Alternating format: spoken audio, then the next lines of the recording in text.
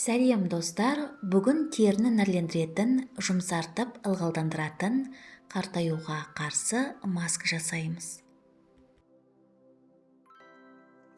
Ол үшін қызылша керек. Бір кішкентай қызылшаны аршып, үкіштен өткіземіз.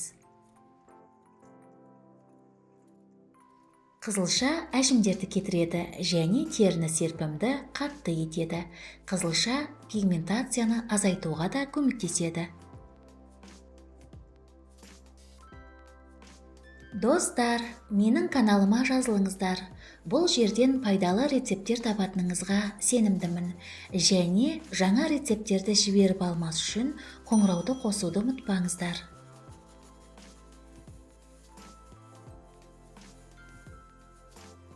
Үкіштен өткізілген қызылшаны дәке арқылы шырынын сығып аламыз.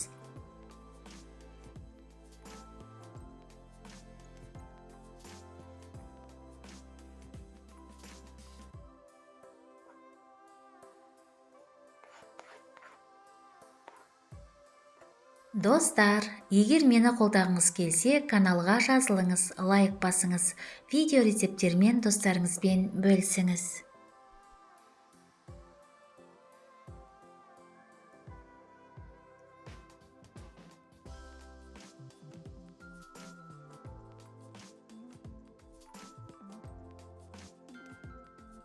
Бізге жүгері крахмалы керек. Ыдысқа біраз қасық жүгері крахмалын салып, үстіне 150 мг сүт құйып, кесек болып қалмас үшін жақсылап араластырамыз.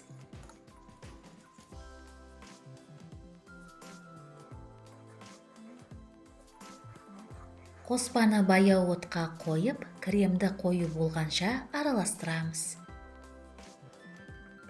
Крахмал ботоксқа ең жақсы балама болып саналады. Тұрақты пайдалану арқылы ол тіпті терең әжімдермен күреседі. Дайын болған қоспаны суытып, ыдысқа құйып аламыз.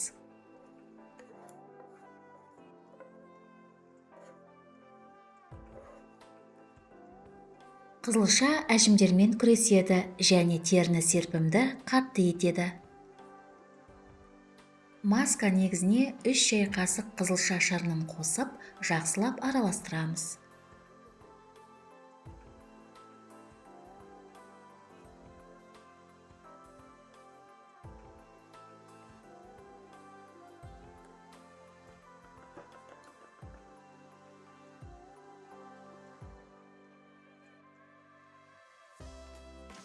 Бір шай қасық кокос майын қосып, барлық ингредиенттерді араластырамыз.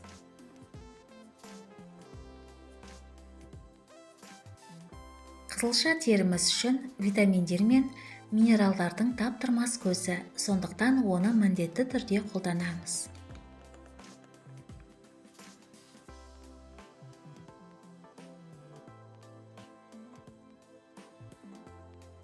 Дайын болған масканы шыны ыдысқа құйып, тоңазытқышта 7 күн бойы сақтай аламыз.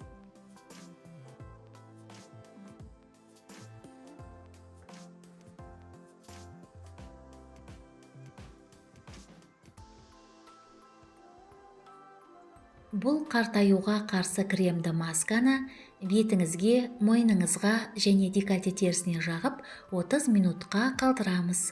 Содан кейін теріні жылы сумен, кейін салқын сумен шаямыз. Жақсы нәтиже алу үшін аптасына масканы 3 рет қолданыңыз. Масканы қолданар алдында қолыңызға, білегіңізге жағып сынап көріңіз, немесе дәрігерден кеңес алыңыз.